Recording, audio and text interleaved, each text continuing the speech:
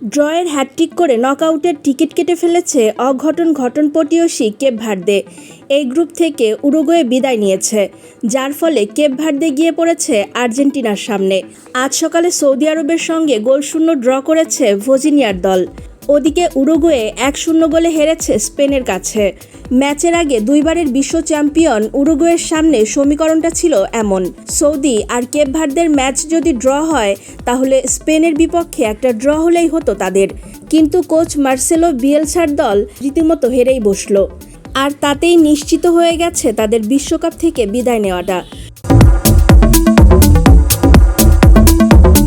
সঙ্গে সঙ্গে কপাল খুলে গেছে কেপ ভার্দের। ওদিকে আর্জেন্টিনা আগে গ্রুপ জের শীর্ষ দল হিসেবে রাউন্ড অফ 32-এ উঠে গেছে। আলজেরিয়া ও অস্ট্রিয়াকে হারিয়ে তারা এই জায়গা নিশ্চিত করেছে। 2022 সালের বিশ্ব চ্যাম্পিয়নরা এখন গ্রুপ এইচের রানার্স আপ দলের মুখোমুখি হবে। সেই হিসেবে কেপ ভার্দেকে পেয়ে গেছেন লিওনেল মেসিরা। আর্জেন্টিনা ও কেপ ভার্দের এই ম্যাচ হবে আগামী 4 জুলাই। সেদিন মিয়ামি স্টেডিয়ামে এই ম্যাচ হবে বাংলাদেশ সময় রাত 4টা বাজে। দর্শক, এই ছিল খেলাধুলার খবর। পরবর্তী খবর পেতে চ্যানেলটি সাবস্ক্রাইব করে সাথেই থাকুন।